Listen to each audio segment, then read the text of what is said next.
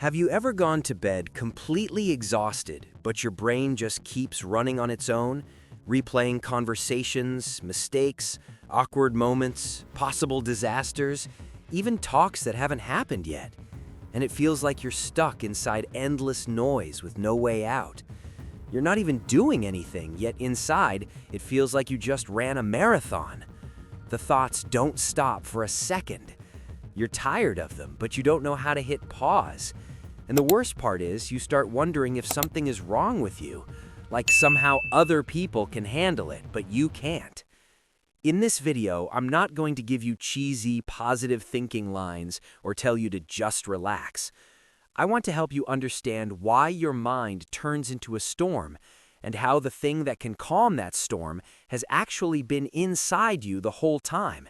And maybe, by the end of this video, for the first time in a while, you'll feel like there really is a way out. In this video, I'm going to tell you the story of a young man named Jacob who lived with the same kind of inner noise that might be living inside you right now.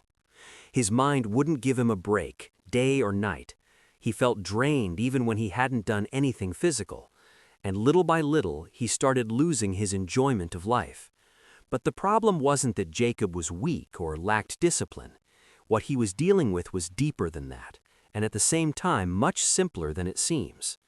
Through his story, you'll see what really happens when we get stuck in the past or scared of the future, and why our brain turns normal thoughts into an endless loop of anxiety.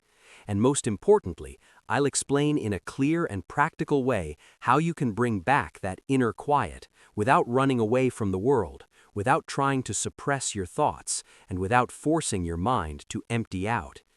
You'll see that peace isn't some abstract idea or something only a few special people can reach. It's a real state that's available to anyone who understands how attention actually works. If we're being honest, inner anxiety rarely starts with something loud or dramatic. It builds up slowly. At first, it's just a few extra thoughts before bed. Then it turns into constant second-guessing your decisions. Then it becomes a habit of replaying old conversations in your head and imagining how you could have said something better.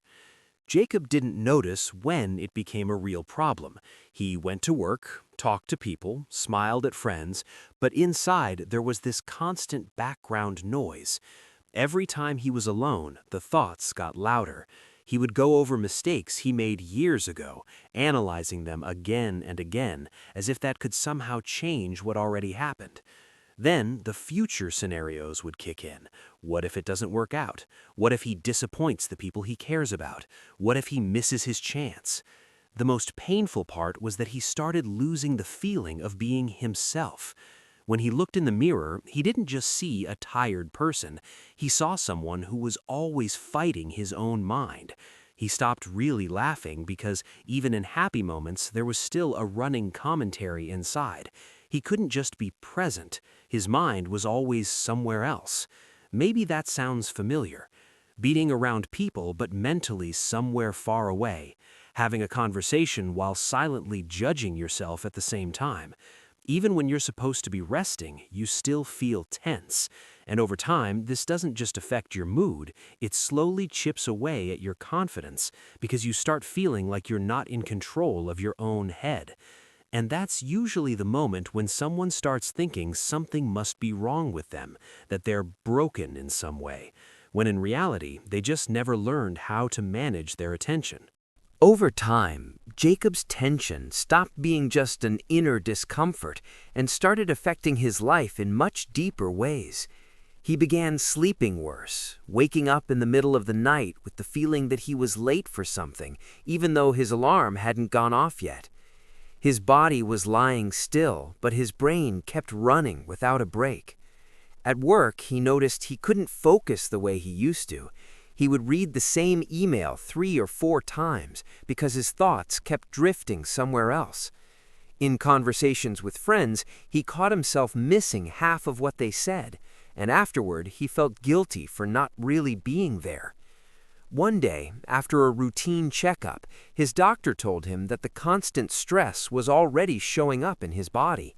Higher blood pressure, ongoing fatigue, anxiety. It wasn't some dramatic movie diagnosis, it was a quiet warning that things couldn't keep going like this. But what hit him the hardest wasn't the medical part, it was the realization that life was passing by and he was barely present for it. It felt like he was watching his own reality through a sheet of glass. He ate but didn't really taste the food. He went for walks but didn't notice the details. He listened to music but didn't truly hear it. At some point, he felt scared, not because of illness, not even because of the future. He was scared that if nothing changed, he would spend years stuck in this constant inner race and never experience real quiet. That realization became the turning point. He understood that something had to change, not by running away, not by numbing his thoughts, but by figuring out what was actually happening inside his mind and whether it was possible to live differently. Looking for answers, Jacob started reading books, watching lectures, and listening to podcasts. He learned dozens of terms: anxiety, rumination, hypercontrol, nervous system overload. He understood the theory, but inside, nothing really changed. Knowledge didn't turn into quiet. One day, a friend told him about an older man who had once been a well-known psychologist in a big city. Years ago, he suddenly left his practice and moved to a small village in the hills. People said he rarely met with anyone, but when he did, he didn't give advice in the usual way. He showed you something instead. Jacob hesitated for a long time. It felt strange to travel somewhere for an answer that was supposedly already inside him. But one thought wouldn't leave him alone. If he had tried so many things and nothing had changed, maybe it was time to try something different. The trip took a few days. When he finally reached the village, he was met with a kind of quiet he wasn't used to. Not the kind where there are no sounds, but the kind where there's no rush. A small house stood at the edge of a field covered in greenery. An older man sat on the porch with his eyes closed. He didn't look mysterious or strict, he just looked calm. Jacob walked up to him and, without hiding the exhaustion in his voice, said that his mind wouldn't give him a break, that the thoughts never stopped, that he felt lost inside his own head. He wasn't asking for magic, he was asking for a pause. The old man listened without interrupting. Then he slowly stood up, went inside the house, and came back with a clear glass. He filled it with water all the way to the top, so full that the surface slightly curved, ready to spill with the smallest movement. He handed the glass to Jacob and calmly told him to walk to the edge of the village and come back without spilling a single drop. Jacob was confused at first. He expected explanations, techniques, maybe questions about his childhood. Instead, he got a simple task that almost felt absurd.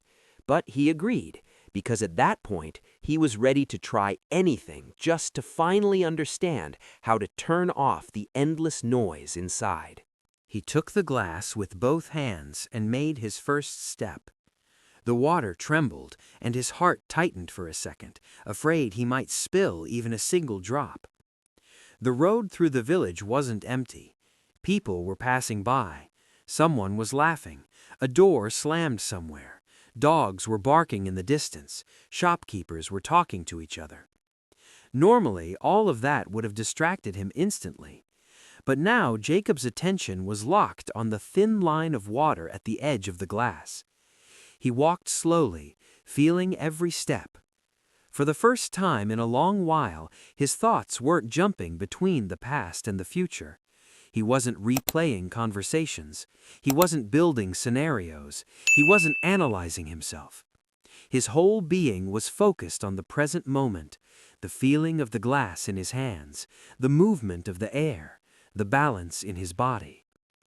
When someone passed a little too close, he stepped aside slightly, but he didn't get irritated and didn't start thinking about who was at fault.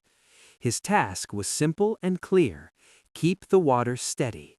And that clarity brought an unexpected sense of relief.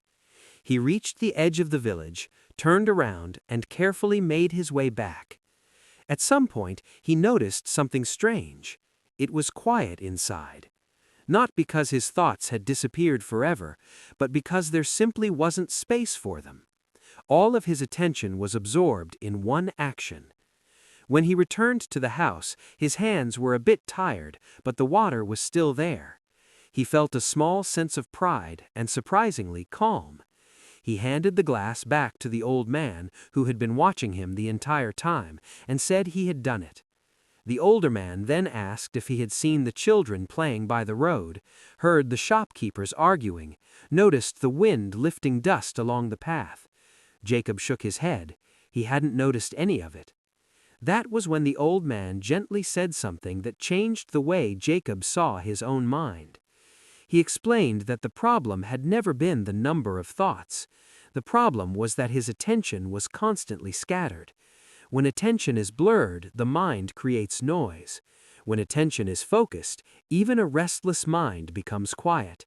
And in that moment, Jacob began to understand for the first time that peace isn't the absence of thoughts, it's the ability to choose where your attention stays. The old man didn't start giving a lecture or throwing around complicated terms. He calmly explained that the mind creates thoughts as naturally as the heart pumps blood.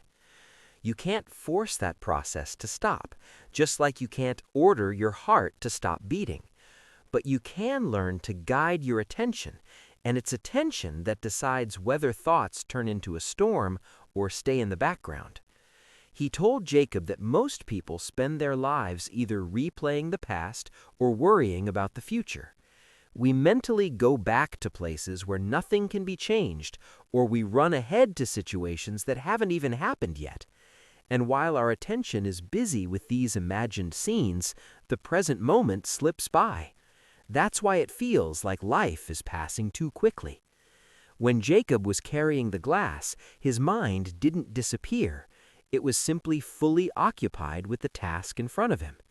In that state, there was no room for self-criticism, anxious predictions, or analyzing old mistakes. There was only the step he was taking, his breath, and the glass in his hands. And in that simplicity, he felt the quiet he had been searching for all along. The old man added that most people try to fight their thoughts, but fighting only makes them stronger. The more we try to stop thinking, the more the brain creates new scenarios. Real calm doesn't come from suppressing thoughts. It comes from gently bringing your attention back to what's happening right now. Your breathing, your body, the action in front of you. For Jacob, this wasn't some instant awakening. He didn't become a completely different person in a minute. But that evening, sitting on the porch and watching the sun slowly sink behind the hills, he did something he hadn't done in a long time. He simply watched. No analysis, no judgment. And in that simple act of observing, there was more peace than in all the books he had read. That's when he realized he had been searching for a complicated solution to something that needed a simple beginning. Learning to be in one moment instead of 10 at the same time. If you're listening to this and thinking your situation is much more complicated, that your thoughts are stronger, deeper, more tangled than Jacob's, I want you to pause for a second and honestly ask yourself one question. When was the last time you were fully present in what you were doing? Not on autopilot, not scrolling your phone at the same time, not running through tomorrow's tasks in your head. I mean, really here. The problem isn't that you have too many thoughts. The problem is that your attention is pulled in too many directions. Your phone, notifications, news, comparing yourself to others, constantly judging your own actions. All of this breaks your focus into pieces. And when attention keeps jumping around, the brain doesn't get to finish anything. It stays in a state of incompletion. And unfinished mental processes are exactly what create that inner tension. What Jacob showed the old man wasn't a trick or a pretty metaphor. It was a practical example of how the human mind works. When attention narrows down to one clear action, anxiety starts to drop. When you are fully in the moment, the past and the future lose their grip. This doesn't mean you need to move to a village or quit your job. It means that in any situation, you can train your ability to hold your attention. When you eat, just eat instead of scrolling. When you talk to someone, really listen instead of preparing your reply. When you walk, feel your steps. It might sound simple at first, but that's exactly where the power is. Jacob started small. He chose one action a day where he practiced being fully present. Sometimes it was washing his face in the morning. Sometimes it was a short walk. Sometimes it was just a few minutes of paying attention to his breathing. And little by little, he noticed the noise inside becoming less aggressive. The thoughts didn't disappear, but they stopped running his life. And this is where hope comes in for you. Because if the issue isn't that you're broken, but that your attention has been scattered for years, then the solution is available to you. It's a skill, and any skill can be trained. From that point on, things didn't change because of some big breakthrough. They changed because of steady practice. Jacob realized his goal wasn't to get rid of his thoughts, but to stop automatically following every single one of them.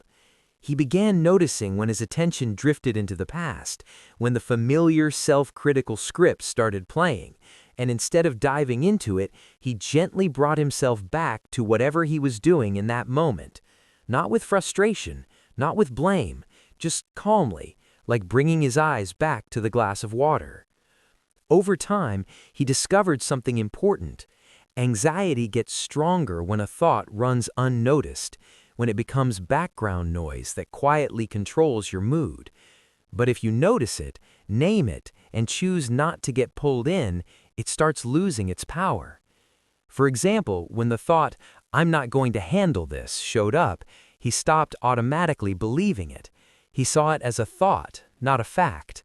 And in that moment, a small space opened up between the trigger and his reaction. He also started paying attention to his body, because the mind and body aren't separate. When your body is constantly tense, your brain reads that as danger. Jacob began checking in with his shoulders, his jaw, his breathing. He noticed that in stressful moments he almost stopped breathing deeply, and just a few minutes of slow, aware breathing often helped more than hours of overthinking ever did. Over time, he understood that inner peace isn't some permanent state of happiness. It's the ability not to drown in every impulse. It's staying steady even when things around you are loud or chaotic. And the most valuable part is that this is possible in everyday life without special conditions. If you've made it this far, it means you genuinely want to understand what's going on inside you. And I want to tell you something honestly. You are not broken. What you're experiencing isn't a life sentence. It's the result of years of scattered attention.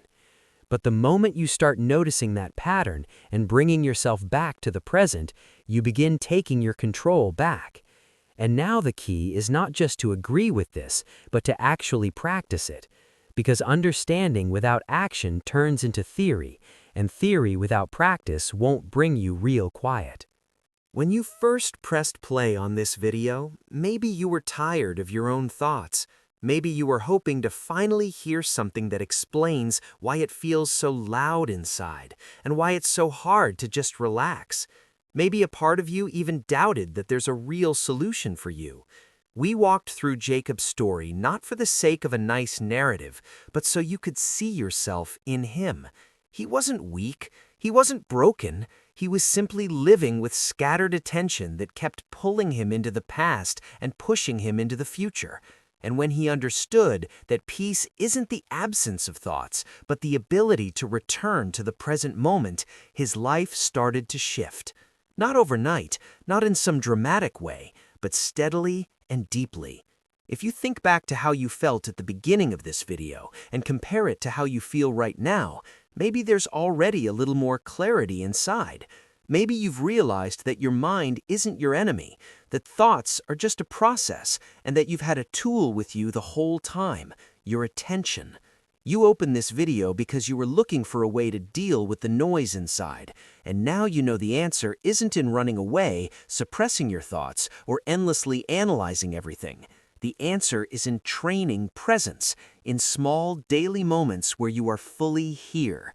That's how quiet begins, slowly. And if today you make just one moment fully conscious, a walk, a conversation, a meal, or a few minutes of breathing, that's already a start. Not perfect, but real. Peace doesn't come from outside. It unfolds when you stop tearing yourself between what was and what might be. And now you know how to come back to it.